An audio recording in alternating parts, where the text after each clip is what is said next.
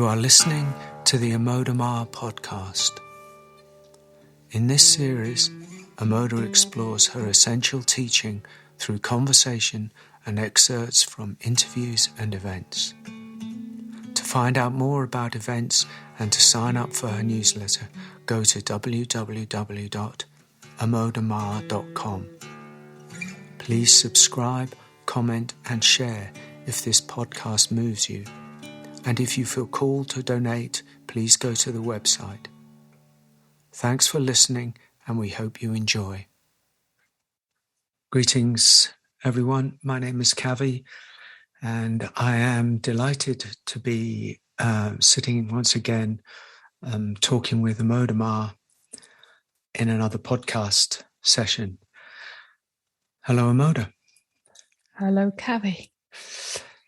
So today we're going to be exploring something that Amoda has talked about and written about in her various books and often talks about in the meetings that we offer, which is about inner authority and the relationship of inner authority to and with awakening. So we're going to be exploring what it means to be rooted in inner authority and the relationship of that authority to awakening. Firstly, I'm going to quote something from your book, Amoda, and then I'm just going to offer it up to you to explore. In your book, you said the whole purpose of my teaching is to ignite your inner authority, to help you see where you give yourself away, to show how your need for love or recognition or acceptance is keeping you small, and to invite you to stand as openness in the face of all the world throws at you. So, where should we start with this? There's a question that comes up. What is this inner authority?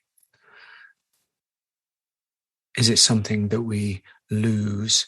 Is it something that we can get back?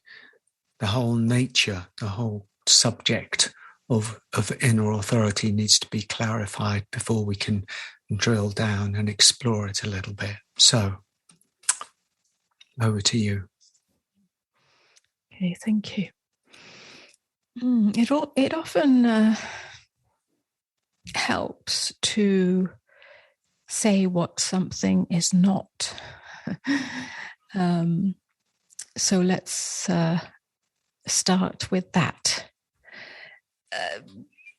The word authority, whether we call it inner authority, outer authority, personal authority, spiritual authority, just the very word authority conjures up a sort of image or idea or concept that it is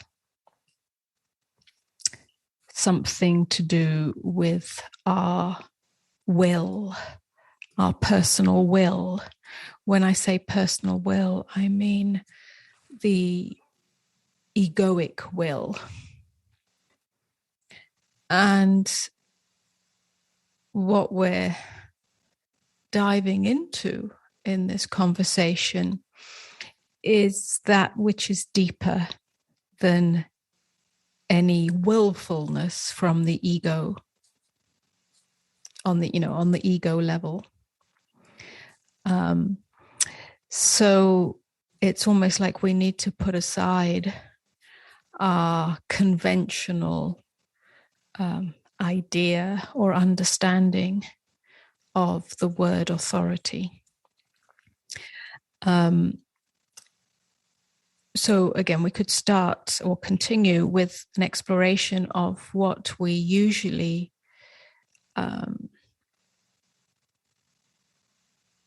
give our authority to, or where we derive our authority.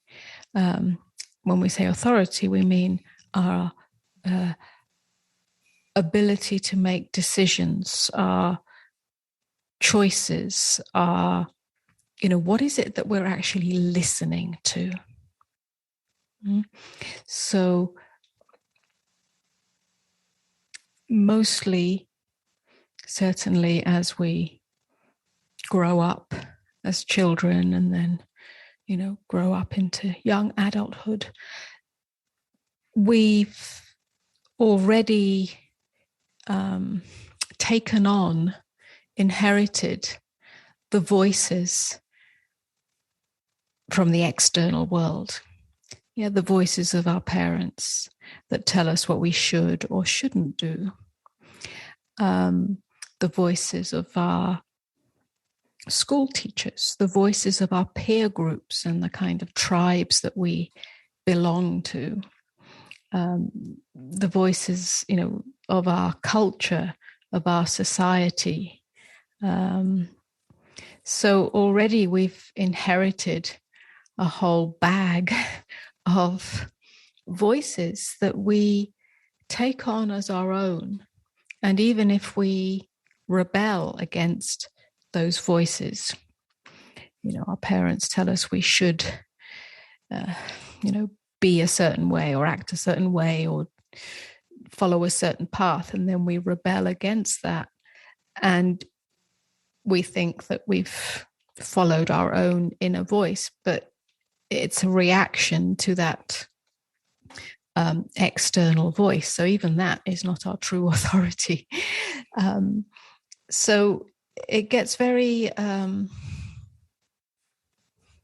mixed up on that level. Yeah, it gets very kind of woven in so that we then have a whole set of beliefs and opinions and positions that we take that we think are our own, but are actually this inherited mass that we've taken on unconsciously. And in that sense, we're operating as the conditioned self. We're operating not as the true self.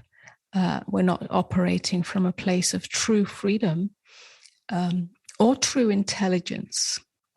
So when we speak of our inner authority, our true inner authority, it's about diving deeper than any inherited or unexamined belief, idea, opinion, and so on, so that we start to listen from an inner space that has no voice in it. Yeah.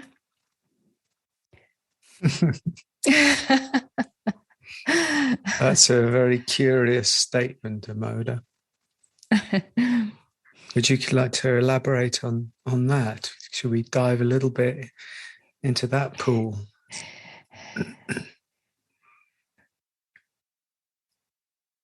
So I'll go back to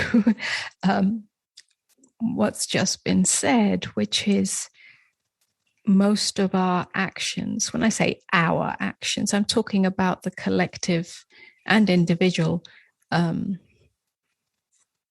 unconscious state. Yeah.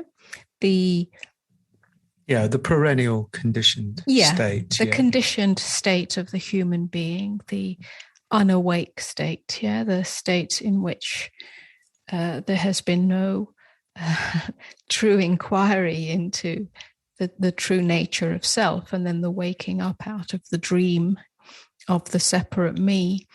So, in that state, our actions, our thoughts, our behaviors are based on a whole bunch of what I'm calling voices, voices being beliefs, opinions, inherited, shoulds, shouldn'ts, the need to be loved, the need to be taken care of, the need to belong, the need to be recognized. Yeah, these are all the needs that cause us to give our authority away, our true inner authority, and to think, feel, and act from a place, from that need, yeah? Which means we move away from ourselves. It's like we abandon our true state, our true inner state of wholeness, completeness. And yeah, that wholeness and completeness is the seat of intelligence, love's intelligence. So it's like we give our power away, we give our truth away in order to be recognized, in order to be loved, in order to be approved of. And we do this when we're children. Yeah. And then we continue to do that when it's past its sell-by date. We've just learned that unconscious mechanism, and that's part of the egoic self, yeah, the knot of the egoic self. So it's like we lose touch with the depth of our inner knowing. And this is beyond the knowing of the mind and beyond the knowing of the egoic self. It's a much deeper intelligence that is available to us. And so when we're speaking about our true inner authority, it's really a return to that natural state of wholeness in which we do not operate, we do not think, we do not feel, we do not react, and we do not act from a place of need. Yeah, our innate wholeness has no need. And then we can listen to that intelligence, the intelligence of wholeness, the intelligence of life, which is also the intelligence of love, yeah, which then informs us. And we're not listening to a voice, an inherited voice that we think is our own opinion, our own standpoint, our own reaction, our own emotion. These are all voices, yeah? These are all aspects of ourselves that are not our true self. Of the imagination. Yeah. And so we can listen to a much deeper intelligence, and that so it's like listening from silence. It's listening from stillness, as opposed to listening from the busyness, the noisiness of the mind, the ego mind, that is really not who we are, yeah, but who we think we are, who we've been conditioned to be, and so on. Does the mind need to stop in order for this shift of allegiance, or whatever you might call it, to happen? Or, are we waiting for mind to stop its endless repetitive voicing? Or, because you just talked about silence, and I hear something much, very soft. I hear something very almost tender, not in an emotional way, but in a way of getting deeper and deeper and deeper into the silence of being. And then I ask the question, does mind need to stop, or can mind continue its chattering voiceness?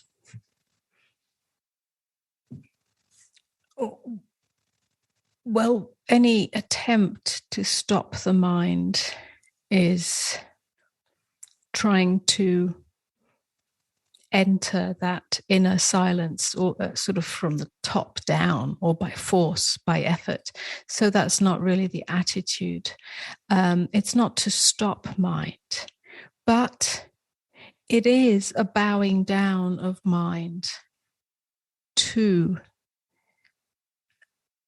a deeper knowing than the mind. Yeah. It's a bowing down. What does that mean? It's a kind of surrender. It's a surrender of the mind that wants to take charge, that wants to be, in the driving seat, that wants to be right, and so on. So it's like we can't stop it. Its nature is movement, but we can stop giving our allegiance to it. And in that way, the mind starts to bow down to its deeper nature, to its deeper knowing, because even mind wants to come home to its true nature. Yeah. Yeah. Do we need to explore that a little bit, or can we just leave that there? I think we can let that hang. Okay. Yeah, sometimes there's a danger of explaining everything away. Yeah, dissecting every word, dissecting every phrase. And sometimes the pointer just needs to hang, because the true self understands. The true self knows what is being pointed to, because it actually has never left that place. It just seems to have got lost along the way. Yeah. Okay. So the silence isn't about never having any thoughts. The silence isn't about just living in some kind of vacant state, vacant mind state. The silence is it's almost the art of listening. Yeah, the art of listening is very still. Yeah, it doesn't jump onto every thought movement. It waits. It listens. It listens to that which is deeper than the mind's narratives or of should and shouldn't. Yeah. You should do this. You should do that. You need to do that. You need to belong in order to get what you need, in order to feel loved, or in order to feel happy, or in order to feel fulfilled, and so on. So it's like listening, slowing down and listening to what arises in mind, which is also, it's not just mind, it's not just thought, it's also emotion, it's also often in our sort of reactive behaviors. Yeah, we listen, we slow down. If those behaviors, if those actions, if those emotions, if those thoughts have at their core, when you slow down and listen, when you just slow down and watch, at the core of those waves of energy movement is usually a need. I need to get this. I need to do this. I need to say this. I need to have this belief and stand in this position, take up this position. I need to. Yeah. And that's why they're unexamined. Why do you need to? Why do we need to? What is that need based on?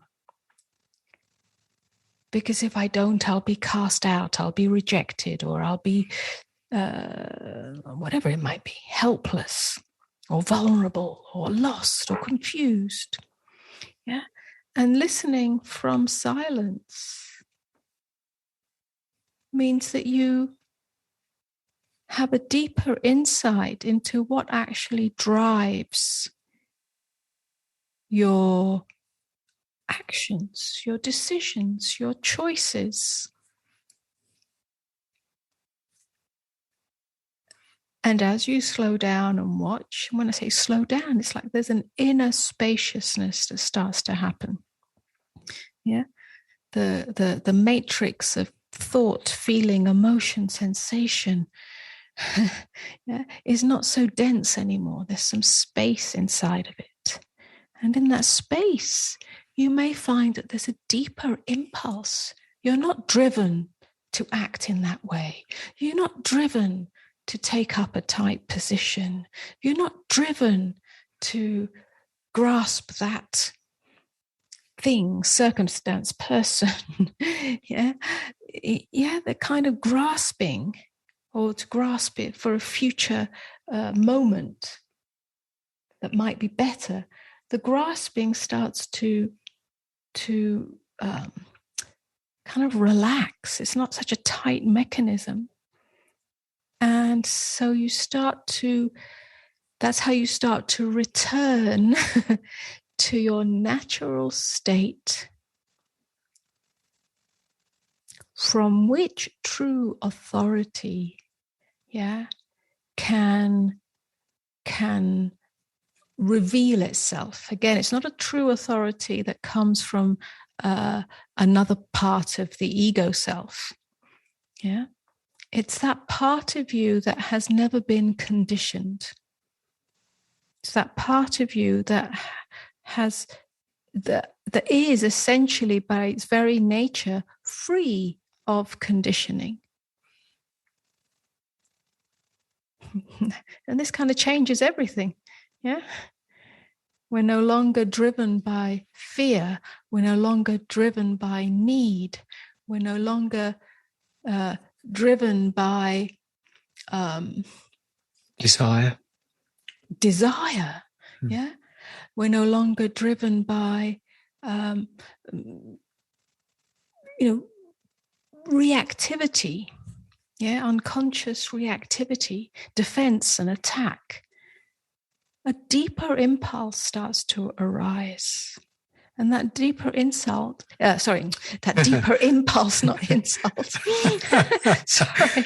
That's a good one. Deeper impulse, what I wanted to say was that deeper impulse has no insult in it. Oh, I see. It hasn't taken an insult, and it doesn't give an insult. So it's a much more gentle intelligence that moves us. Right. So is it like a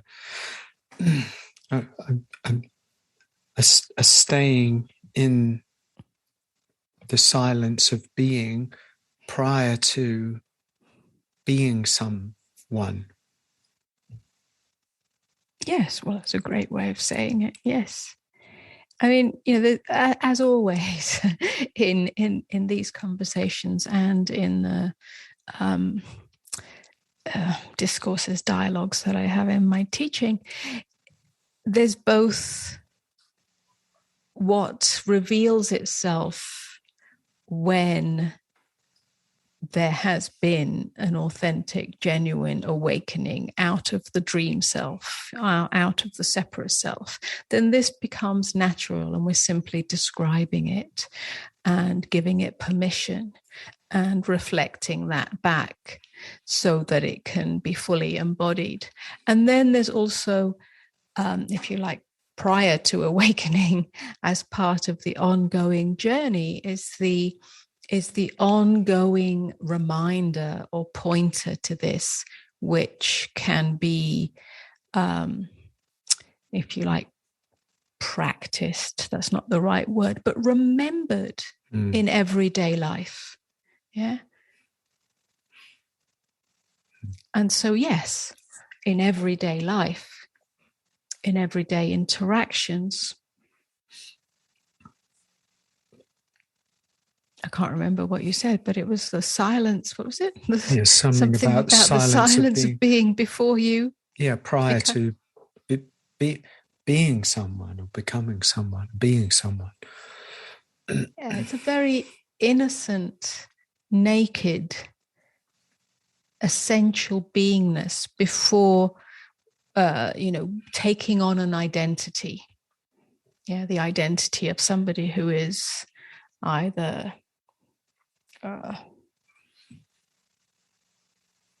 it could be any identity, the identity of being spiritual, or the identity of being a victim, or the identity of being helpless, or the identity of being all-powerful. We could have a myriad of identities. But before you've become that, there's an essential state. And we can turn our attention to that. We can devote ourselves to that in the midst of everyday life. Yeah. We don't have to wait for the awakening, although it helps. So I'll come back to that in a minute. So the authority, because as you said at the beginning of this conversation, authority is misunderstood, like so many other words. It's kind of that the old or that use of authority doesn't in a way apply to the way that you're talking about authority, because authority almost suggests authority over something. We use these words, don't we? I've got authority over myself, or authority over the world, or authority over my decisions, which is all very much of the self that you're push. That's not relevant to this conversation. So so just to pick into that a little bit, the authority is what? How is it being used? Is what, an articulation or an expression of the innate wholeness? How does that work? Well, yeah, I just want to reiterate that it, like you've just said, it's not authority over anything. It's not the self that has authority over anything. It's not there to have authority over your life, authority over somebody else, or even authority over your own mind. Is still from the ego self, from the separate self, from the self that doesn't know itself, as its true nature.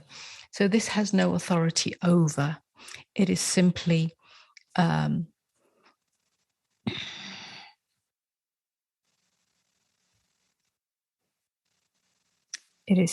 the natural flow of life's intelligence. Yeah? There is an intelligence that is beyond the separate self, beyond the conditioned self, an intelligence that isn't dependent on knowledge or learning or training or ideology. It's not dependent on anything. It is simply life's intelligence. It informs everything, every living thing.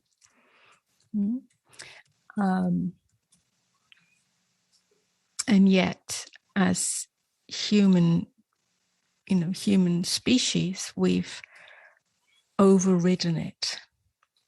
Yeah, we've stamped our authority, our false authority on it, an authority that isn't even our own, but an inherited authority, going back to the voices that we inherit,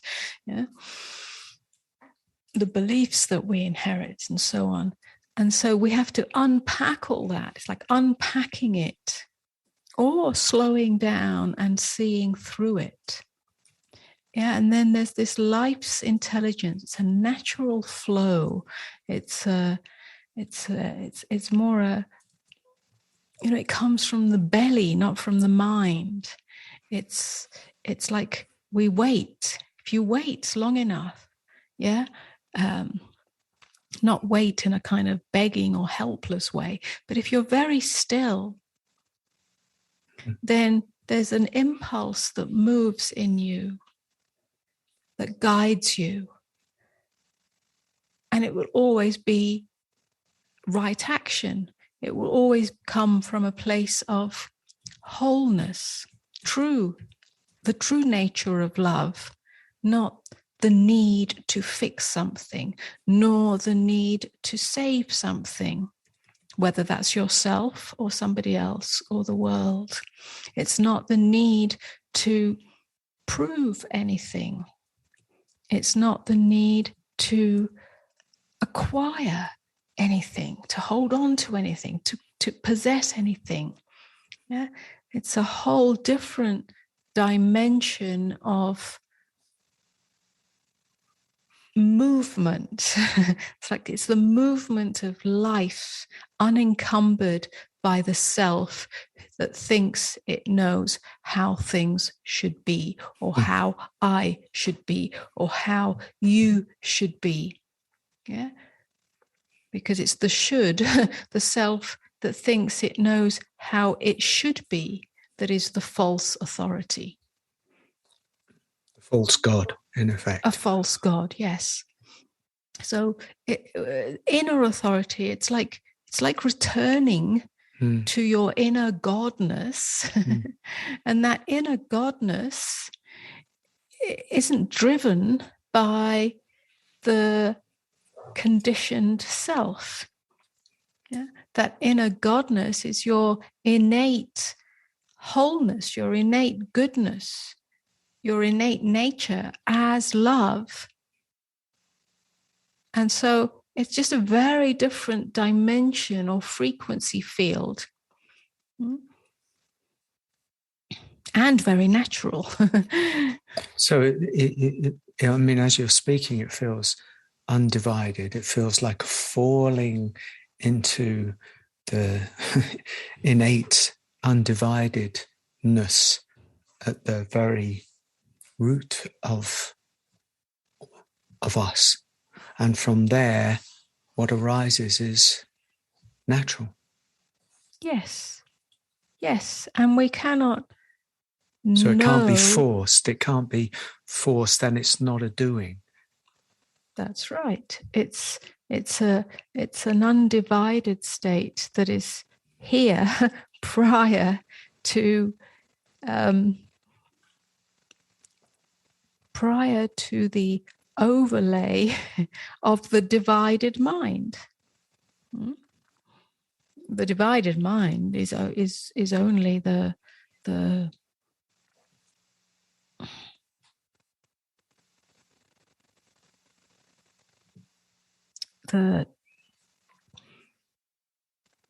taking on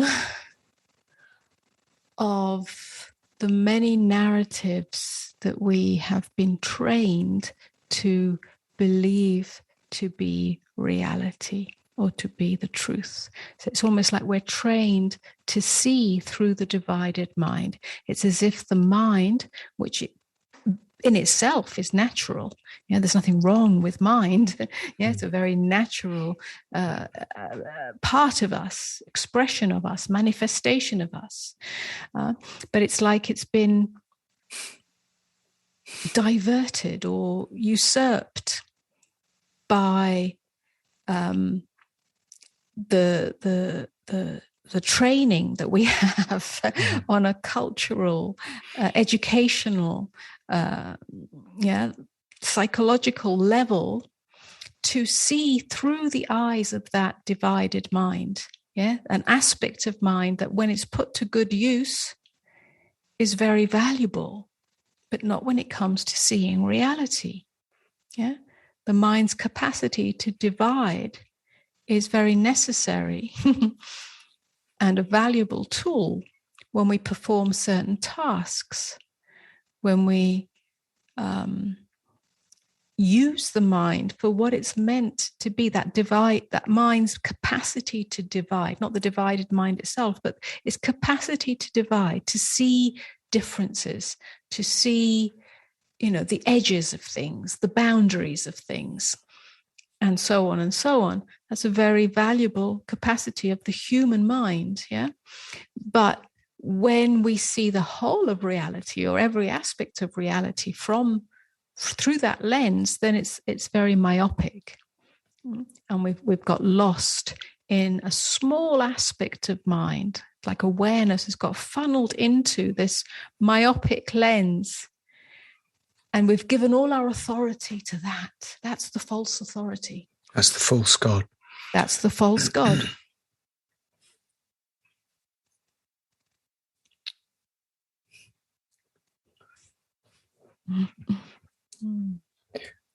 I'm aware that we've got, we're rolling through time here, so to speak.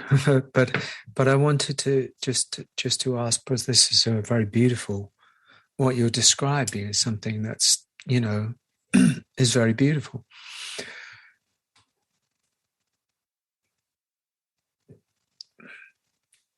And then you said earlier, a little bit earlier, about it helps if awakening has already happened. But for the majority, regret saying that. I think you will. The majority of people are, and actually, I mean, so much this being stripped away, this edifice of of awakening as being the solution to. You know what I'm asking is like, I mean, is that true, or is this something that can be courted now and now and now and now?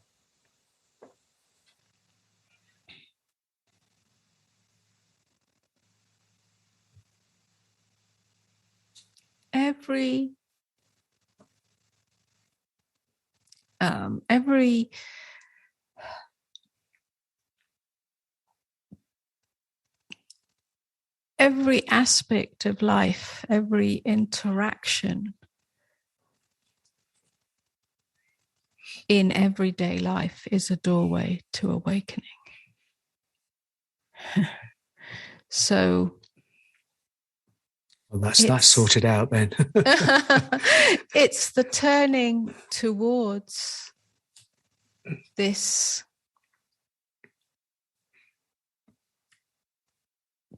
deeper knowing, this devotion to falling into what is deeper than mind's position taking.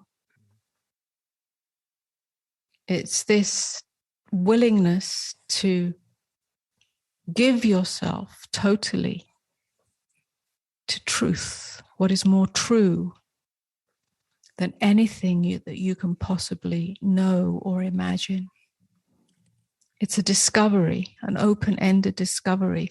When that desire to be free of all false gods, to be free of the prison of mind's clutching or mind's rejection, and that's the divided mind.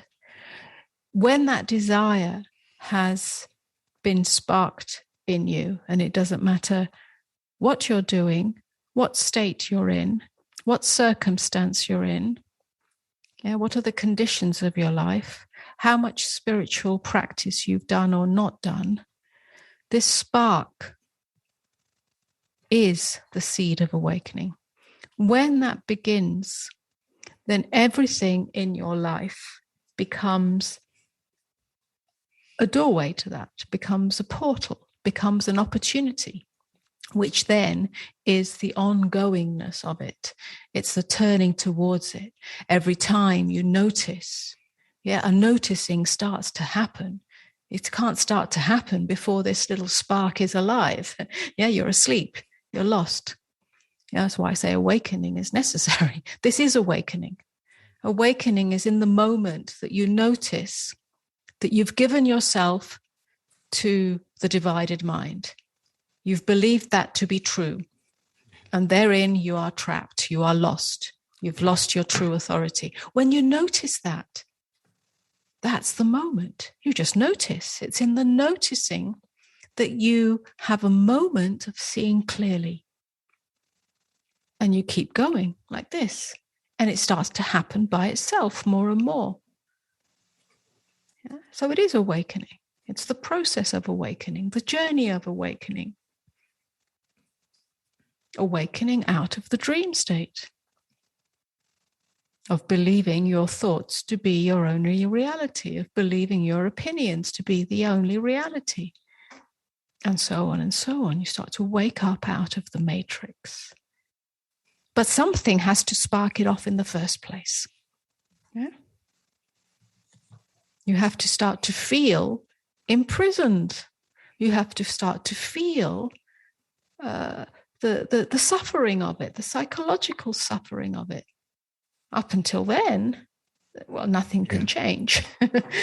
Well, I think the discomfort is a great motivator, the discomfort of realizing that you're going round and round and round in life patterns that are, pretending to lead or supposing to lead to happiness and then lead to misery. And so you get back on and do it all again. And eventually, with grace, God willing, that's when what you're talking about can happen. Obviously, there are lots of different ways in a way, but from what I hear, the authority and awakening are intertwined. With an kind of an awakening, ipso facto, authority is regained, because authority is simply not giving yourself away again. That's right. It's freedom all the way. Yeah, the freedom to listen, to the freedom to be, yeah, the freedom to be untamable, yeah, to be, yeah, your true nature is untamable. In other words, it cannot be contained, it cannot be imprisoned. Yeah, whatever your circumstances, whatever others impose upon you, your true nature is untamable. Yeah, that untamability doesn't have a rebellion in it, or an aggression in it, or a violence in it. It simply is itself. Can I just ask one question, because I know we're coming towards the end? It's that authority. Authority at the moment is quite a hot topic, in a sense. I don't want to get too involved in that at all, but I want to know whether authority has an action in it. Well, it either has or it hasn't. So if it follows through and it's called to an action, then it does have an action. It can have an action. Yeah? Yes, movement or no movement, if it arises from true inner authority and not from a reflex reaction, or the need to be somebody, to do something, to fix something. Yeah, when it has no need in it, then there can be action. I mean, this is the razor's edge. Mm. This is the question that comes up. Does it include doing? And how do I know if my doing comes from an inner authority? Right, yeah. Well, this is an ongoing journey of refinement and deeper listening. Yeah, because there's a question about, can it have a no in it? Can it have a yes in it? Yeah. When with regards to the world, I'm courting important subjects. I don't, as we say, we're not here to discuss the world's incessant nature, but there is a question of can it? Yeah, of course, it includes a yes and a no. If the no arises out of silence, then it's a right no. Yeah. If the no arises out of fear or out of the need to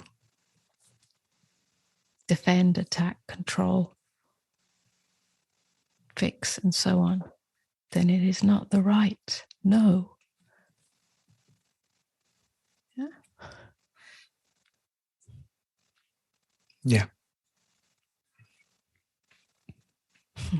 And a juicy, deep subject. I appreciate you unpacking it somewhat for everybody who listens. This is the, some of the core matter of what's being offered, isn't it, through your teaching? Mm. Yeah, it's in the books. It's what's pointed to, because we are living in those kind of times where these are crucial and interesting and deep questions. I mean, when I hear you speak like this, I hear the result of the deepest wisdom. Wisdom is this. This is the path of wisdom. What arises when wisdom is arrived at, if arrived at is the right expression, is exactly this. There's no question. It's not authority in a sense. This hasn't got that kind of heat to it. These words we use in this hot language that we've got, as we all know, the words that we use are used as weapons as much as they are articulations. So this word authority that you're using isn't being used in that context. It's being used as a result of a spring that rises up from the deepest well somehow, surely. I think every word has, can be entered to be to take us into a deeper dimension. And yes. No, they are. That's good. Yeah. Because they're not generally. We throw these words around, don't we? But actually, the words, when you start to undo them, they actually do become quite amazing doorways to a deeper experience. Is there anything more that needs to be said at this stage of the game?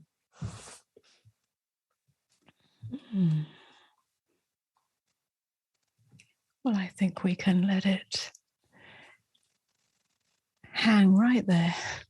We can let it percolate a little bit. Yeah. Okay, Amoda, thank you so much again.